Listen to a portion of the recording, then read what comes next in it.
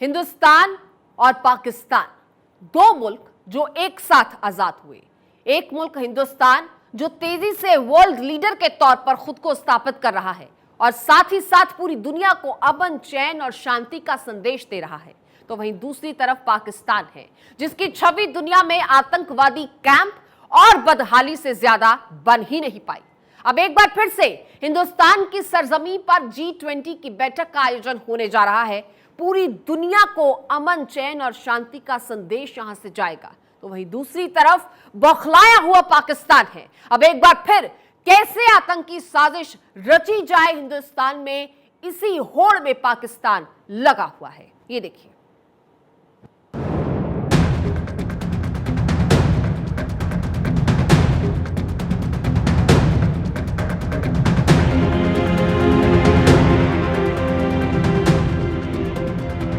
जल, थल और नभ, जम्मू कश्मीर के जर्रे जर्रे पर सुरक्षा बलों की मुस्तैद नजरें हैं। आसमान में ड्रोन से निगरानी की जा रही है। सड़कों पर बड़ी संख्या में सुरक्षा कर्मी तैनात हैं। हर आने जाने वाले की सुरक्षा जांच हो रही है। गाड़ियों पर भी सुरक्षा कर्मियों की नजर है। डल झील जैसे संवेदनशील इलाकों में स्पेशल ट्रेन्ड कमांडोज मुस्तैद हैं।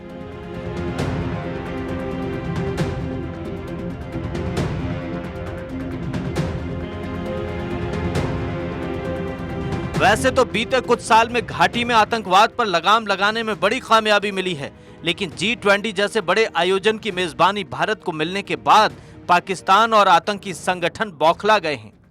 सीमा पार से साजिशें रची जा रही हैं, लेकिन दहशतगर्द शायद ये भूल गए हैं कि ये न्यू इंडिया है। एक से एक आधुनिक हथियारों और फौलादी जवानों के आगे दहशत का हर प्लान सुपर फ्लॉप होने वाला है।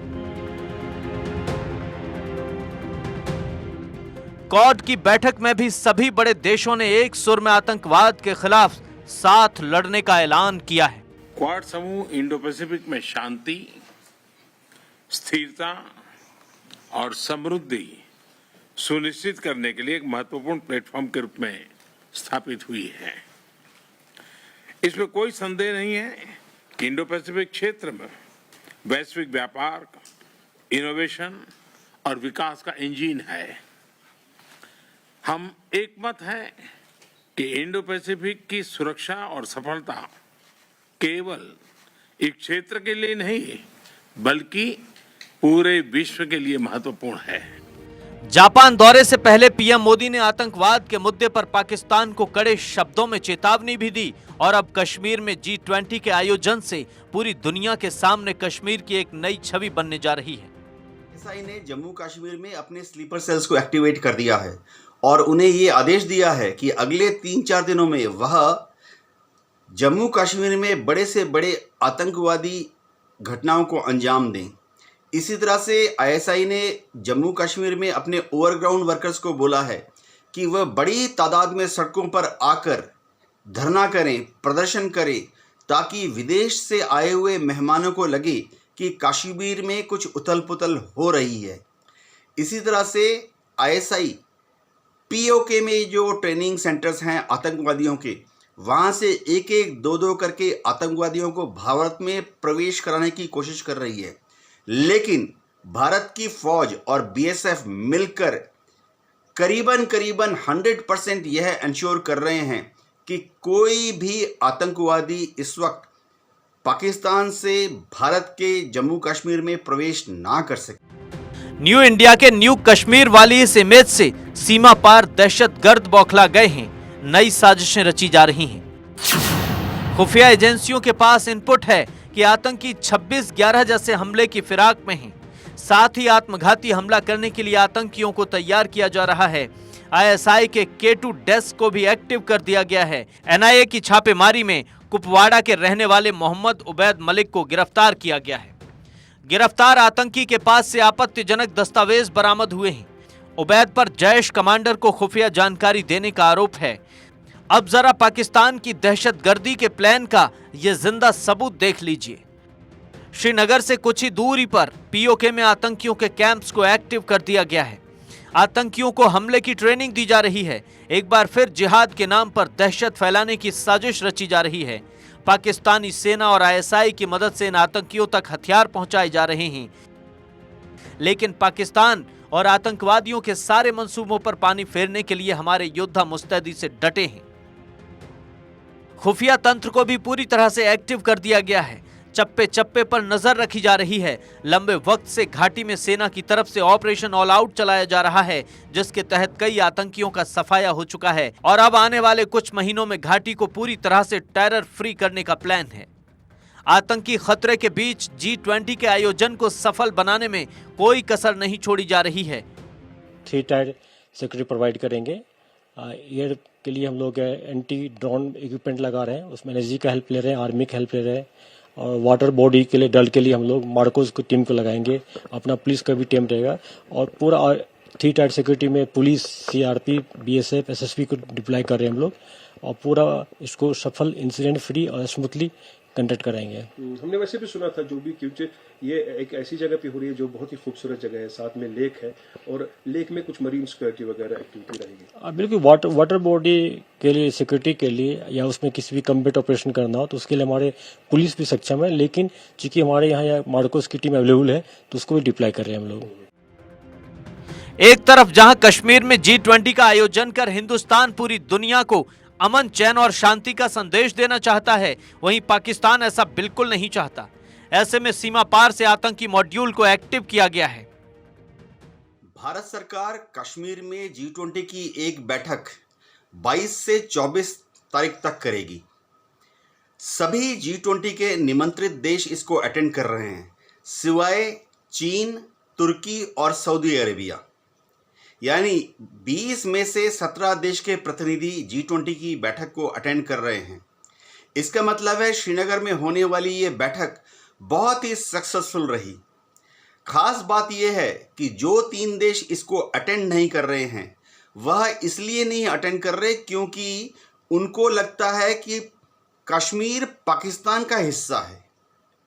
कितनी बड़ी विडंबना है, पाकिस्तान तो G20 का हिस्सा भी नहीं है।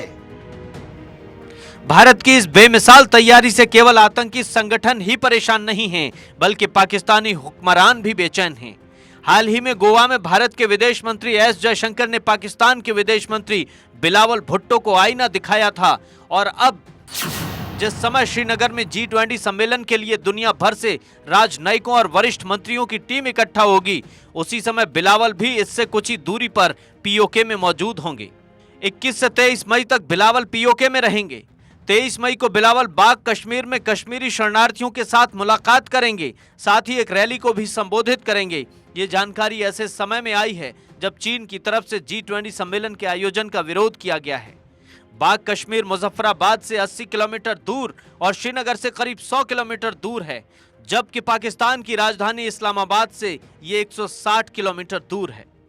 पाकिस्तान की बेचैनी जग जाहिर है, ऊपर से पाकिस्तान को ड्रैगन का भी साथ मिल गया है। यही वजह है कि जब कश्मीर से पूरी दुनिया को अमन, चैन और शांति का संदेश दिया जा रहा होगा, तब अलग थलग पड़ा पाकिस्तान आदत से लाचार कुछ ही दूरी पर जहर उगल रहा होगा।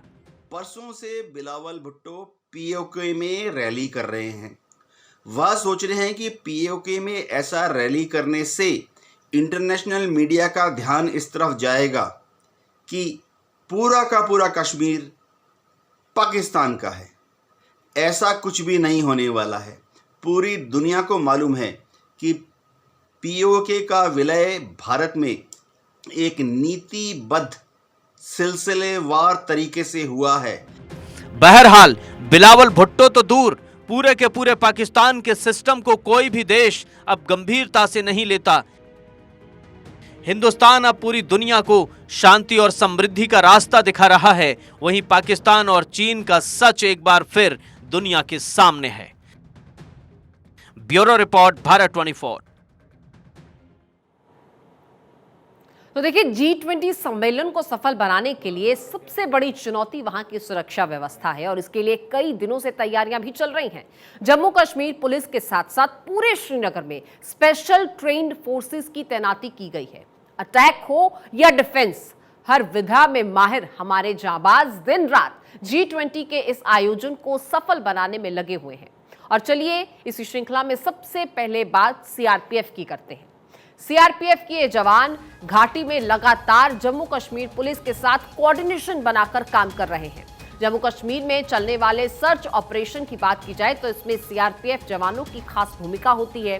सीआरपीएफ जवानों को इस लिहाज से भी ट्रेन किया जाता है। सीआरपीएफ के जवान आतंकी हमलों को रोकने और सिविलियन इलाकों में ऑपरेशन करने में माहिर होते हैं। आधुनिक हथियारों से लैस सीआरपीएफ की कई टुकड़ियां पूरे श्रीनगर में मुस्तैद किया गया है अब, और इसके साथ ही इंटेलिजेंस इनपुट के आधार पर कार्रवाई करने में भी सीआरपीएफ के जवान जो हैं वो बेहद माहिर होते हैं। और अब बात चलिए आगे बढ़ते हैं और करते हैं एनएसजी की। एनएसजी के ब्लैक कैट कमांडोज की आतंकियों से निपटने में ये माहिर माने जाते हैं। अक्षरधाम हमला हो, मुंबई हमला हो, ऐसी तमाम घटनाओं में एनएसजी के जवानों की वजह से कई लोगों की जान बचाई गई। और यही नहीं, आतंकियों को न्यूट्रलाइज करने में भी एनएसजी कमांडोज बेहद माहिर होते हैं। उनकी गिनती दुनिया के चुनिंदा एक्शन फोर्सेस में की जाती है। अतिथियों को सुरक्षा देने की बात हो या आतंकियों को मार गिराने का टारगेट, एनएसजी कमांडोज को इसके लिए खास तौर पर तैयार किया जाता है। और ब्लैक कैट कमांडोज तो पलक झपकते ही आतंकियों को ढेर कर देते हैं। और साथ ही देश में कई अहम शख्सियत जिनकी सुरक्षा की जिम्मेदारी एनएसजी को दी गई है। इस लिहाज से भी G20 के इस आयोजन को सफल बनाने में एनएसजी की भूमिका जो है वो बेहद अहम हो जाती है। और चलिए अब आगे बढ़ेंगे और इसी श्रृंखला में बात करेंगे मार्कोस की। आपको बता दें, भारत के सबसे एलीट फोर्स मार्कोस की बात अब होगी। ये मार्कोस के कमांडोज पानी और जमीन दोनों में दुश्मन से लोहा ले सकते हैं। आधुनिक सनग्लासेस और हथियारों से लैस मार्कोस कमांडोज बेहद ही कड़े ट्रेनिंग के बाद तैयार होते हैं। बताया जाता है कि जब 1000 जवान आवेदन देते हैं तो उसमें से कोई एक ही मार्कोस कमांडो बन पाता है। मार्कोस कमांडोज की क्षमता कल्पनाओं से परे है। चाहे अरब सागर की गहराई में बिना ऑक्सीजन के युद्ध हो या फिर बर्फीले पानी वाली वूलर झील में, मार्कोस कमांडोज उन हालातों में भी आधे आधे घंटे तक लड़ सकते हैं।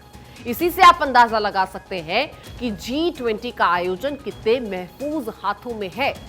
और इसी को लेकर ये तैयारियां आज से नहीं, महीनों महीनों से ये तैयारी की जा रही है। महीनों महीनों से ये पूरी प्लानिंग की जा रही है कि किस तरह से इन तमाम देशों के प्रतिनिधि जब हमारे देश में होंगे और खास तौर पर श्रीनगर में होंगे, जम्मू कश्मीर में होंगे, तो उनकी सुरक्षा व्यवस्था को किस तरह से पुख्ता करना है।